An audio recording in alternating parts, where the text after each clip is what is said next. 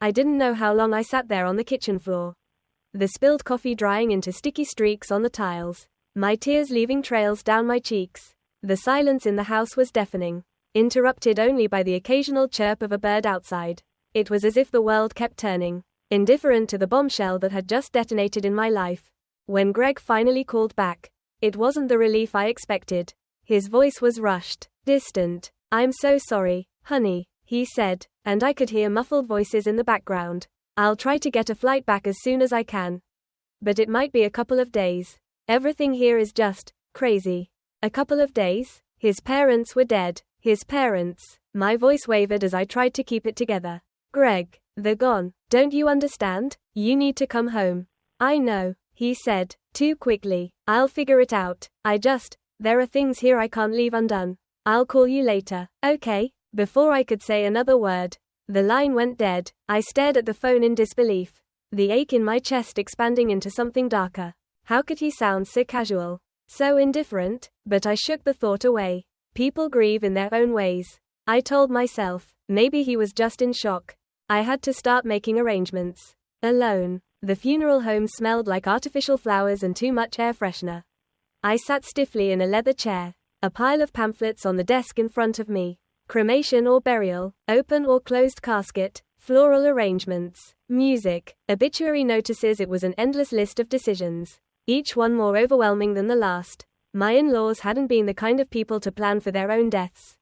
So everything fell to me. Greg wasn't here, and even when he did call, he didn't offer solutions, just platitudes. "You're doing amazing, babe. I trust you to handle it."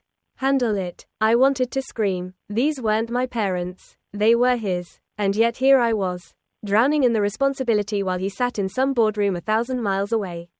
By the time my sister, Emily, showed up, I was a frayed nerve. She breezed into the funeral home like she owned the place. Her hair perfectly styled, her outfit impeccably coordinated. Emily had always been like that, polished and put together. The kind of woman who never seemed to have a bad day. I envied her, though I'd never admit it. "Wow, you look exhausted," she said, sliding into the chair beside me. "Thanks," I muttered, not looking up. "Nice to see you too." She laughed, a light, tinkling sound that grated on my ears. "I'm just teasing, sis. So, how can I help?" I almost told her to leave, but then I thought about the mountain of decisions waiting for me and swallowed my pride. I handed her a pamphlet. "You can help me pick out flowers." The funeral was a blur of black clothes and tear-streaked faces. People came up to me, offering condolences as if I was the one who had lost parents.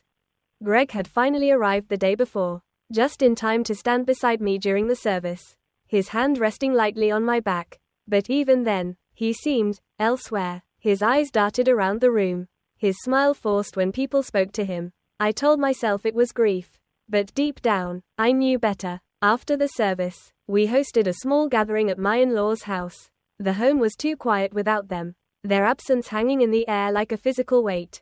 Greg disappeared into his father's study with a few relatives, leaving me to play hostess. Emily was there, of course, fluttering around the kitchen like she'd been born to organize wakes. She smiled and chatted, her laughter cutting through the somber mood like sunlight through a storm cloud.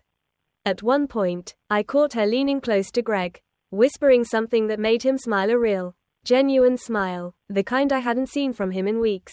My stomach twisted, but I pushed the thought away. It wasn't the time to be paranoid. They were just talking. It was nothing. The weeks that followed were a haze of paperwork and exhaustion. Settling my in-laws' estate turned out to be a logistical nightmare, made worse by Greg's continued absence. He claimed work was pulling him back to Chicago, that he couldn't afford to take more time off. So I was left to deal with lawyers, bank accounts, and insurance claims on my own. Emily stepped in more often than I wanted her to, always eager to help. She brought over casseroles and wine, offered to watch the house while I ran errands, and called daily to check in. On the surface, it was thoughtful, but there was an edge to her presence, something I couldn't quite put my finger on. One night, after a particularly grueling day of meetings with lawyers, I came home to find Emily in the living room. She was perched on the edge of the couch, a glass of wine in hand, chatting with Greg like she lived there. He looked up when I walked in, his expression guilty. "Emily brought over dinner," he said, gesturing toward the kitchen. "You should eat something." I forced a smile and mumbled a thank you. But the knot in my stomach tightened. Why did she always seem to be here when I wasn't?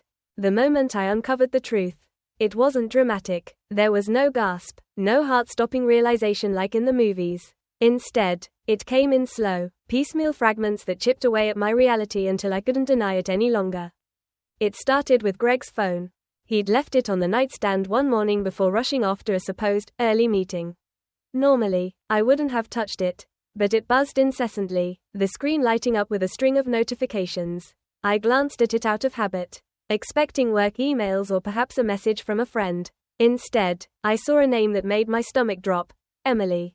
Her name wasn't unusual. She'd been texting Greg frequently since the funeral. But this message was different. It wasn't about casseroles or errands. It was short, but it said everything. Last night was perfect. Can't stop thinking about you.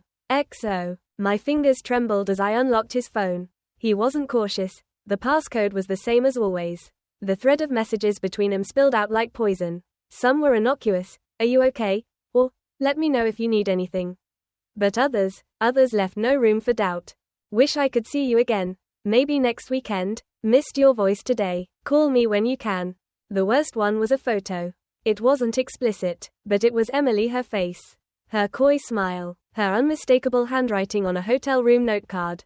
Can't wait to do this again. It said. My heart raced as I scrolled back through the messages, piecing together the timeline. It wasn't just a fling. It had been going on for months.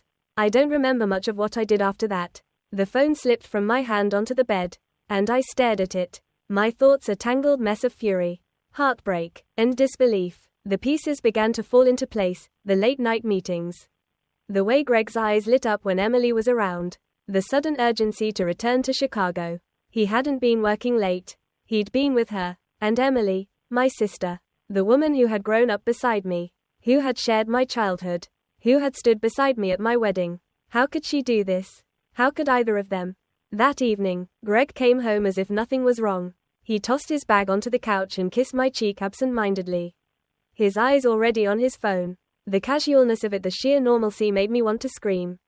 I was thinking about dinner, he said, scrolling through his notifications. Pizza okay? I couldn't look at him. My voice was cold, foreign to my own ears. Sure, he didn't notice the change. Why would he? He'd been living in his own world for months. While I blindly trusted him, I followed him into the kitchen, my mind spinning with questions. Should I confront him now? Should I wait? Did I even want to hear his excuses? Instead, I waited until he went to shower, then poured myself a glass of wine and sat in the silence of our living room. Emily's messages haunted me. Their words burned into my mind. I thought of calling her, screaming, demanding answers, but what would that accomplish? She'd already made her choices. The confrontation, when it came, wasn't planned. The next day, Greg left his laptop open on the dining table. Normally, I wouldn't have touched it. But now I had no reason to respect his privacy. My fingers hovered over the trackpad before clicking into his email. It didn't take long to find what I was looking for. There were receipts, hotel bookings, flight confirmations, even a forwarded message from Emily about meeting in New York. Every piece of evidence was like a hammer to my chest. I closed the laptop, my hands shaking, and waited for him to come home. When he walked through the door that evening, I didn't bother with pleasantries. I was standing in the kitchen, arms crossed, the wine glass in front of me half empty. Who is she? I asked, my voice sharper than I intended. Greg froze, his bag still slung over his shoulder. What are you talking about? I held his gaze, daring him to lie. You know exactly what I'm talking about. Emily. His face paled, and for a moment, I thought he might deny it. But then he exhaled, dropping the bag onto the floor. It's not what you think. The audacity of those words almost made me laugh. Not what I think. Are you really going to stand there and insult my intelligence? He rubbed his face, his shoulders slumping as if he were the victim in all this. I didn't mean for this to happen. It just happened. Just happened, I repeated, my voice rising. You've been lying to me for months. You've been sneaking around with my sister while I've been here, holding this family together. Greg didn't have an answer. He didn't try to fight back or defend himself. And maybe that was the most damning part. He didn't care enough to even pretend. The days that followed were the hardest of my life. I didn't yell or throw things. I didn't call Emily to confront her. I didn't even cry as much as I thought I would. Instead, I packed my things, methodically, piece by piece, until the house felt less like home and more like a stranger's space. Greg didn't stop me. He barely spoke. Maybe he thought I'd change my mind, that I'd forgive him like I had so many other things over the years. But this wasn't something I could forgive. One morning, as the sun rose over the quiet neighborhood, I loaded the last of my belongings into my car. Greg stood in the doorway, his hands shoved into his pockets, his face unreadable. "Where will you go?" he asked. I didn't answer. I didn't owe him that. As I drove away, the weight on my chest began to lift. Little by little, I didn't know where I was going, or what the future held, but for the first time in years, I felt something close to freedom. Leaving wasn't the hard part. The hard part was waking up the next morning in an empty, unfamiliar apartment and realizing I had no idea who I was anymore.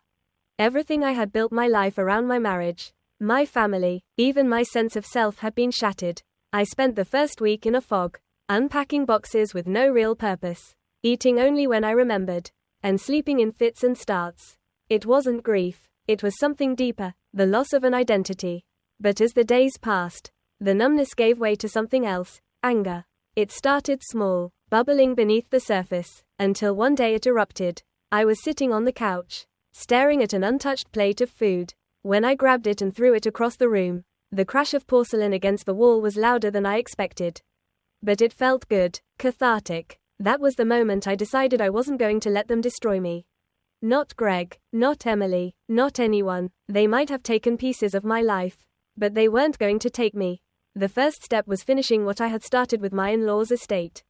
It felt like an anchor dragging me backward, but I refused to let it weigh me down. I spent hours on the phone with lawyers and banks, filling out forms, signing papers, and sorting through what felt like an endless pile of documents. It was exhausting, but it gave me something to focus on, a purpose. However small, Greg's name came up often in those conversations. The house, the accounts, the assets, everything was entangled with him. I thought about fighting for my share, about making things messy and complicated. But in the end, I didn't. I signed over my rights to the house and most of the inheritance. It wasn't worth the fight. I wanted a clean break.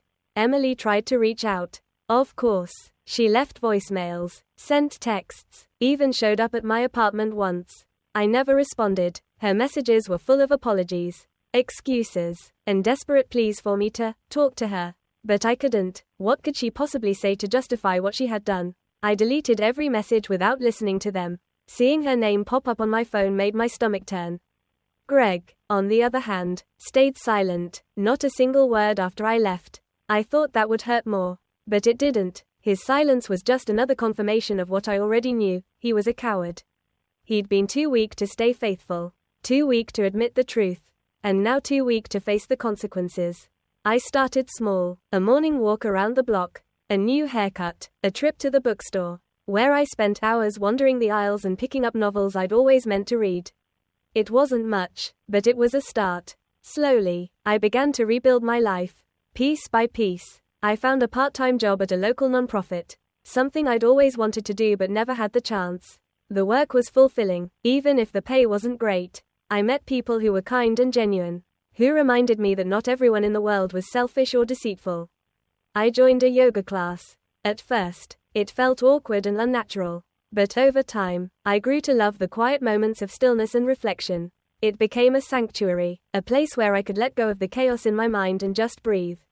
One day, as I was sorting through the last of my in-laws' belongings, I came across a photo album. It was tucked away in a box of old papers, the leather cover worn and cracked. Inside were pictures of Greg as a child, smiling and carefree, his parents standing beside him with pride in their eyes. There were photos of family vacations, birthday parties, Christmas mornings, all the little moments that had made up their lives.